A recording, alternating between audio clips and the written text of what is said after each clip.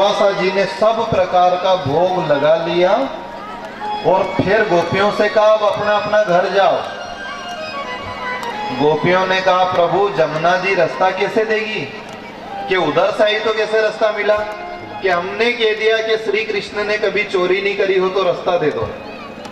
इधर से जाओ तो यूं कह देना कि दुर्वासा ने कभी भोजन नहीं किया हो तो रास्ता दे दो। महात्मा जी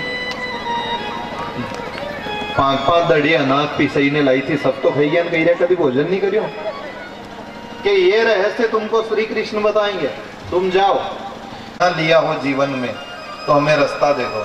झट जमुना मैया ने रास्ता दे दिया। श्री कृष्ण के पास जाकर के पूछा प्रभु ये क्या आश्चर्य है, आपने सदा चोरी करी, 11 साल आपने इस गांव में चोरी करी और आपने कह दिया कि मैंने कभी चोरी नहीं करी, जमुना रास्ता दे दे।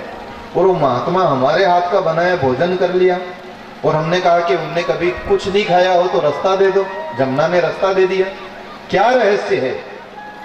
भगवान ने कहा गोपियों जो कर्म तो करता है पर कर्म में लिप्त नहीं होता है, जैसे कमल का पत्ता पानी में रहता है पर पानी से कभी भींचता नहीं है, पानी में कभी लिप्त नहीं होता है, ऐसा जो संसार में कर्म करते हुए उससे लिप्त नहीं होता है उसको कर्मों का पाप कभी नहीं छू सकता है, वो कर्मों से परे रहता है। धन में रहें, परिवार में रहें, संसार में रहें पर परे रहें और भगवान में आनंद हो, भगवान में मन लगा रहे, मन कभी कहीं भटके नहीं। इसलिए सारी व्यवस्थाएं हैं जो कथा में होती है।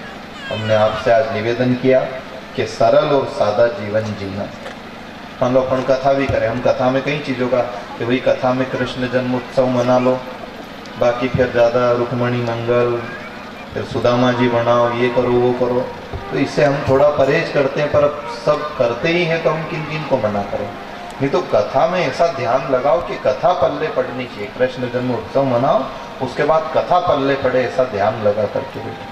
और कथा में लोगों का उत्साह होता है तो फिर वो हमारी भी चलने नहीं देते हैं, तो उनका मन की करे हम चले। एक गांव में हमें याद है, वो उनेल क्षेत्र में जाते थे हम कथा करने, तो वहाँ के नव युवक ऐसे दीवाने थे कि वो मंच हर साल नया नया बना, ऐसा सुंदर मंच बनावे। उनमें एक बड़ा मास्टर माइंड था, तो वो क्या करे कि एक तखत का एक साल उसने हंस बना दिया। अब हंस ऐसा बनाया कि ये तखत लगाया, सामने हंस का मुंह, इधर पंख और एक मोटर कस थी, तो लाइट से चले हो, तो जब हम कथा वाचा नहीं तो वो हंस उड़े।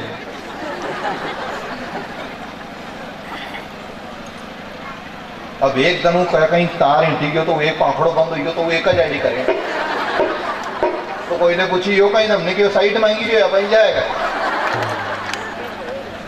एक बार उन्होंने हाथी बनाया, एक बार हाथी बनाया ऐसा मंच, आगे हाथी का मुंह लगा दिया, यूं काला कपड़ा बांध दिया, पूंछ लगा दी ने, हाथी का मुंह में लड्डू, असली लड्डू बना करके रख दिया सूंड में।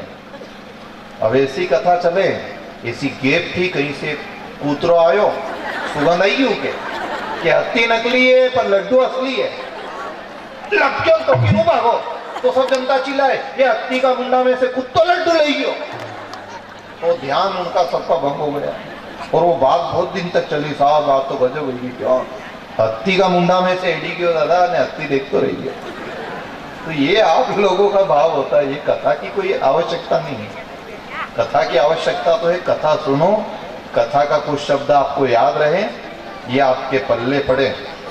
और इतना याद रखो कि संसार में बहुत रस है, यहाँ मोह रस है जो घटता है, मोह रस है जो घटता है। हम पहले कथा में कहा करते थे कि आदमी की जब गृहस्थी भी बसती है तो उसका गृहस्थ में भी पति पत्नी में शुरू में बहुत लगाव रहता है, वो उसके प्रति बहुत भावना कि इसको कोई तकलीफ नहीं होनी चाहिए।